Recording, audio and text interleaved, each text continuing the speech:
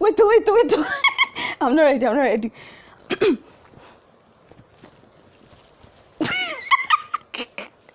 Oh yeah, I'm ready. Wait.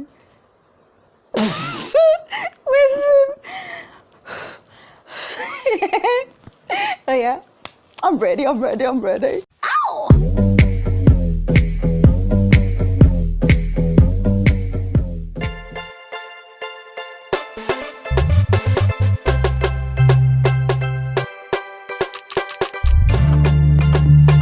Hey guys, what's up? Welcome back to my channel. Welcome back to ARIKE'S Arena. If you're new here, please like the video, subscribe, go down below, leave a comment with the hashtag new so we can welcome you the ARIKE way. And if you're a returning subscriber, y'all know that this channel is our home. It's all of us that have it.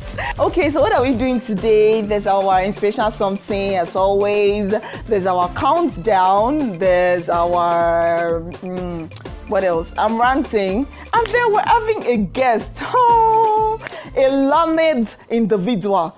All the olodos that don't know what it means to be a learned individual. I'm talking about one of those baristas and all of that. So yeah, we're having a guest. And for the first time, it's a guy. Like, people have been complaining that what is it? It's always ladies I'm bringing. What happened? Okay, I have brought a guy. Y'all can calm down now. Anyways, let's get on to today's show. Okay, but before that, I'm supposed to read our comments of the week. Unfortunately, I had not picked them before I started filming this episode. So y'all gonna forgive me. I'm just gonna do a voiceover right after this for the comment of the week. Ow!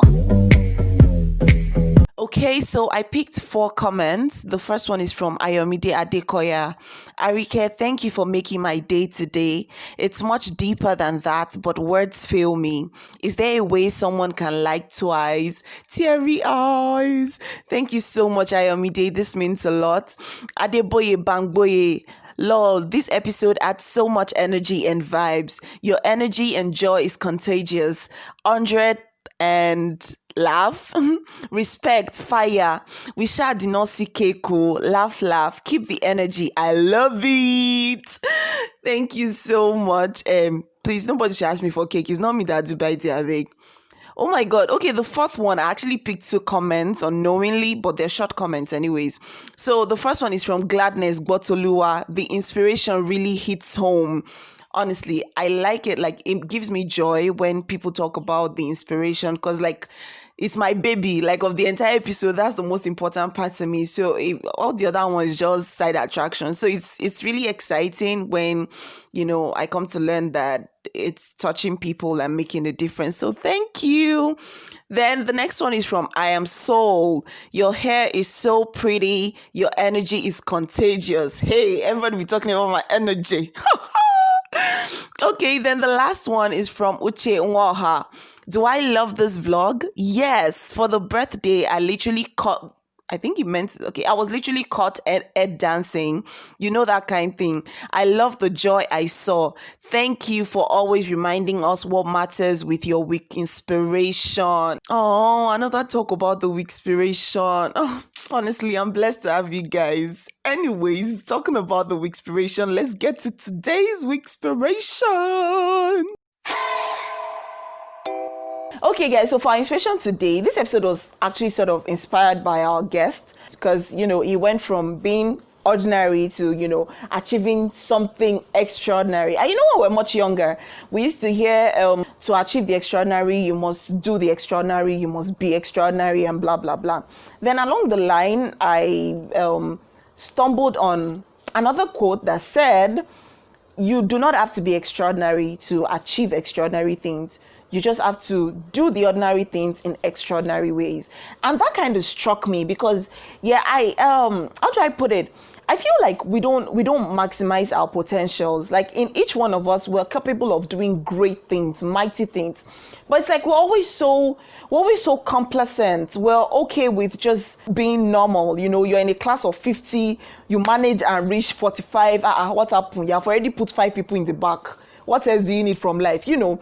If only you pushed yourself, who knows if you could actually be the first in that class? Do you understand? I feel like individually, we don't do as much as we're able to do. We just feel like it's okay to just be there. It's okay to be in the middle. You're not high, you're not low. But guess what? You have the capacity to be high, like very high. So why aren't you even trying? If you try just a little bit, you would see just how much you can achieve. And that becomes the inspiration, that becomes the motivation to do even much more. But the thing is, we don't even try at all. We're just okay with being, midpoint. What's it we used to call it though? If somebody could get 50.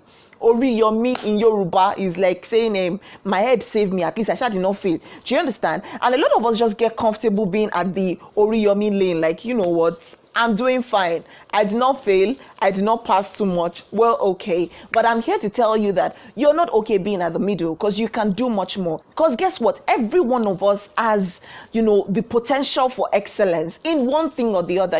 It's possible that you try one thing and you realize, okay, you're not really doing well at this thing. But trust me, there is something in this life that you will do excellently at. Like, people will wonder, like, what the hell? How did they achieve that? Which is why I'm saying strive for excellence. Every individual is exceptional at one thing or the other, but you must try. So I'm going to leave you guys with this quote I stumbled on. I think it's from Thomas Edison. He says, and I quote, "If we did everything we were capable of, we would literally astound ourselves." That's simple English, but point is, like, if you actually tried to reach the height of your capacity, you will shock yourself. Like, you will be shocked at what you end up achieving, which is what I'm saying to us today, that, you know what, try to do the most you can. Do not settle for less. I'm done. Okay, so let's get on with the rest of today's show. Let's do our countdown. Ow! So for our countdown today, I'm going to be talking about the top 5. How do I even put it? I don't know, man. I don't know how to put it. I've not figured out what title I'll use, but I want to talk about the people who actually went out of their way to make it. Do you get? Like Nollywood celebs who went out of their way to make it. So most of these people, like, when you hear their stories, is some of them slept under the bridge, some of them had to audition for a particular role like 50 times and all of that. And look at them now, they are doing incredibly well. So coming number 5 is Yul Edochie. Now it's a bit surprising because it's Pete Edochie's son, so I would have thought this one had a pretty easy sail into the industry. But guess what? Like, when he told his story, he had a lot of, he had to try for a particular role 100 times. Nobody wanted to give him listening ear. And then because he actually did not have his father's kind of, like, his own kind of acting was not similar to his father, so it looked like everybody that was auditioning him was expecting him to be like Pete Edochie, and he couldn't achieve that, and that was a problem. He kept at it for a couple of years, and eventually he blew. And yeah, that's why it's coming number 5. Coming number 4 is Joseph Benjamin. Oh, tall, darker, handsome. It had his own "I was living under the bridge" story. I couldn't fend for myself for a long time. I kept going for audition and opening and blah blah blah, and one way or the other he eventually blew. Hence our Joseph Benjamin that we now know. So yes, it's coming number 4. Okay, we'll continue our countdown later. I want to rant. Ow! Hey, see, please, I'm tired of hearing all these nonsense that people now throw around on social media. No reason you. This life, check up on you. You feel be friend, make the person be your enemy. The person will not call you, no reason you. Kini, all these petty, annoying things. People are busy with real life. Like, they are trying to make ends meet and make life for themselves. Stop feeling unnecessarily entitled. So because somebody is not now call you in 1 month, you that you not remember, you cannot now say, "Guy, what's up? How far? I just make a check up on you." You'll be waiting for somebody to call you. Person not call you now be doing, you now go and post on your status. No reason. And like, maybe you should go and sit down somewhere. I don't understand. Like, don't we understand that people can actually care for you without actually being in your face all the time? Like, if you need to talk to somebody, call them and speak with them. If you just want to check up on them, check up on them. Like, what's with the bad energy? Person no check up on you, self no check up on you. No go know they use you. Kiniko. I don't, especially when you post it on statuses. I don't understand. Aren't your contact supposed to be your friends? Which is to come and post all that bad energy on your status? I beg. You push just please. Thank you very much. Hey, I'm calm now. Let's go and meet our guest of today before we finish our countdown. So our guest of today is a barrister at law. Is that how they call them? Barrister at law, barrister of law. Anyway, his name is Yul Edochie. He's a friend of mine. He's a newly called barrister. He was newly called to bar, like this set that just passed. And he came out as one of the 5 in the entire country who came out with the first class. Now, guess what? While he was in UI, he was just, a normal student, a normal good student, nothing extraordinary, so to say. And meanwhile, you know that in their law school year, like people who actually get first class in universities and all of that, they end up getting to law school and you go and be seeing 2-2. I'd be wondering, I don't understand, it's not the same brain. But he went from University of Ibadan, where he graduated with a 2-1, and went to their law school and go and, he just finished there. When I tell you I don't stand nonsense, you say louder. It's the next one, insufficient space. Check. Madu Kelechi Isangelo. My son. How's that one again? Thank God. Thank God. Thank God. Thank God, Jesus. One of just 5 who came out with a first class from the Nigerian law school. Oh God. See, Walai, I'm very proud of my friends. I don't stand nonsense. Anyways, let's go and meet Yul Edochie. Hi Kelechi, welcome to ARIKE'S Arena. First off, introduce yourself sharply. Good day, everyone. My name is Kelechi Madu. I'm a lawyer, I'm a chartered mediator, and I'm an entrepreneur. I just got called to the Nigerian bar, and I'm currently waiting for my national youth service. I met ARIKE during my undergraduate days in the University of Ibadan, and during my free time, I actually love to watch and discuss soccer. I also love to read, I love to sleep, and I love to travel. And I'm here to share my law school experience with you.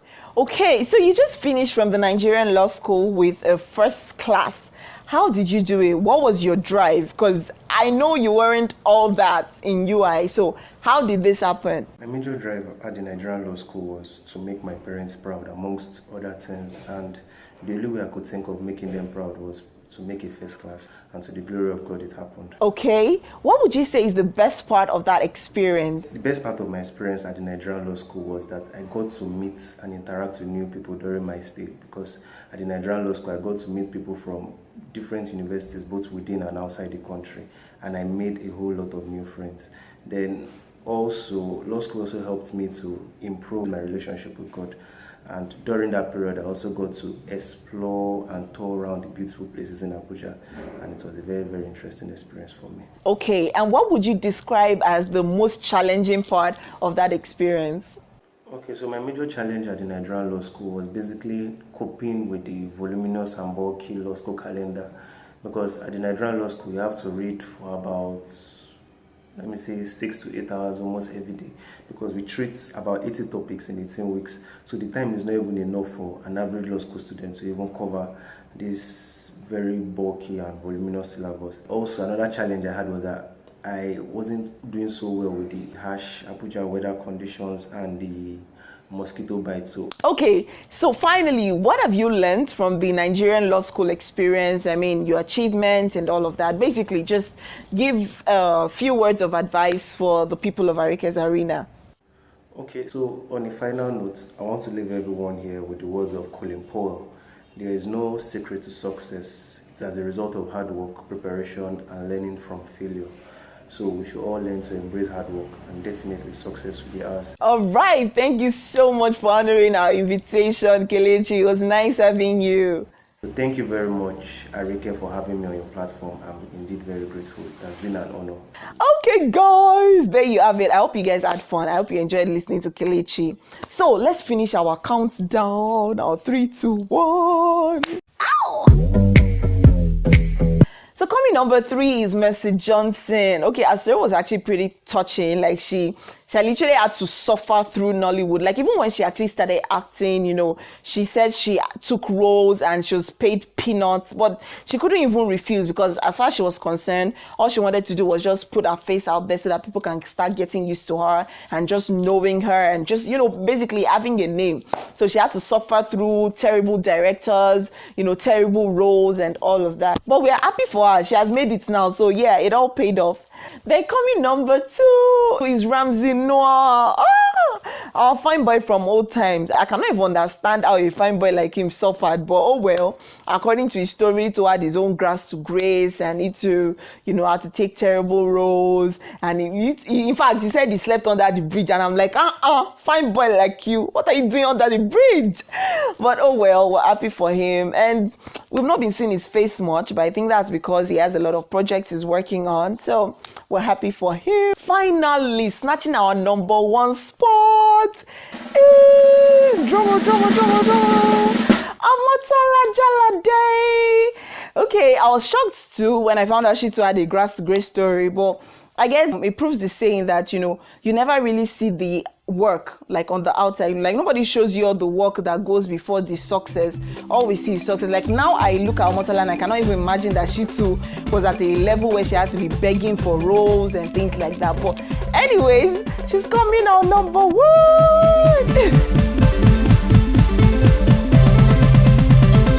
Okay guys, so that's about all for today's show. I hope you guys had fun, because I did. Please, if you have not subscribed, liked, commented, do all these things now, support me now, support our house, do go boy, show me some love. And then what am I supposed to say? My outro. Anyways guys, I'm gonna see you next week. You know now, stay safe, take life easy. Life na jeje. No let her jam you so you go feed day next week. I don't want to be here alone. So please take care of yourself, and I'm gonna see you next week.